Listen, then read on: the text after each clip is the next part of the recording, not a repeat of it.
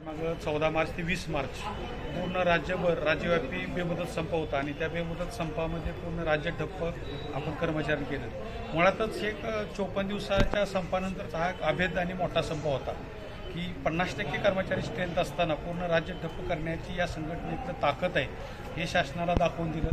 त्याचबरोबर की संप जुन्या पेन्शन हा जिव्हाळ्याचा जरी मुद्दा असला तर त्याबरोबर इतर 17 मागण्या होत्या जी समाजाशी आणि इतर कर्मचारी भावनेशी निगडीत होत्या.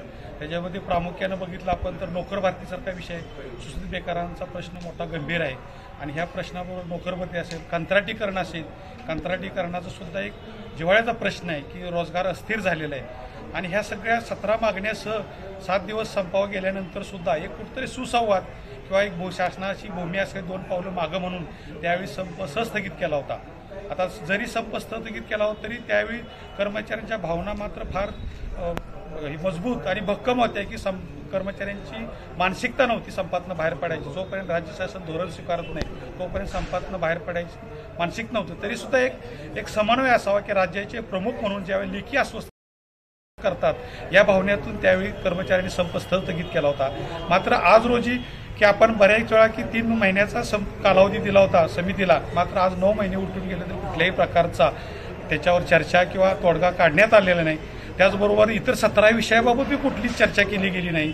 अशा सर्व मागण्यामुळे कर्मचाऱ्यांच्यात रोष किंवा एक भावना उद्भूत झाली होती आणि त्यामुळे आपण एक नोव्हेंबरमध्ये शासनाला नोटीस पण दिलं होतं आणि त्या नोटीसवर जिल्हाभरातून तालुक्यात स्तरावरून आपण शासनाला नोटीस बजावल्या होत्या. मात्र शासनाची भूमिका बघितली तर ह्या नोटीस किंवा बेमुदत संपाला कर्मचारी पुन्हा एकदा सामोरे जातात अशी जरी भावना असली तरी शासनानं कुठल्याही प्रकारची पॉझिटिव्ह असं धोरण स्वीकारलं नाही.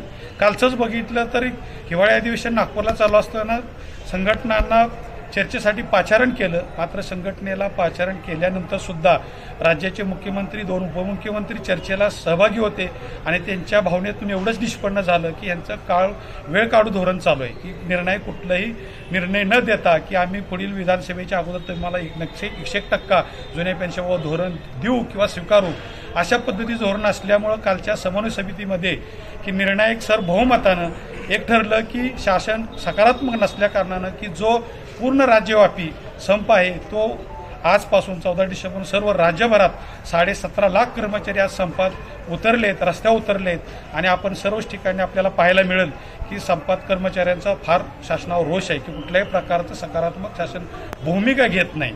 या पद्धतीने मी सांगू शकतो की जर शासनाला एक मी विनंती करीन की कर्मचाऱ्यांची विनंती शासनानं माननीय देवेंद्र फडणवीस सांगितलं की बाबा आम्ही किंवा सरकारनं सांगितलं की तुम्ही संप करा असल्यामुळे शासनाला फरक पडत नाही मात्र जनतेला त्रास होतो. पण नक्कीच मी इथनं आपल्याला आश्वस्त करू शकतो की जनतेला त्रास होण्याला कारणीभूत हे शासनच आहे. कारण गेली आम्ही 14-16 वर्ष न्याय हक्क मार्गानं जर मागणी मांडत असेल सकारात्मक न विचार करण्यामुळं संपाला सामोरं जायची वेळ असेल तर त्याला नक्कीच शासन जबाबदार आहे.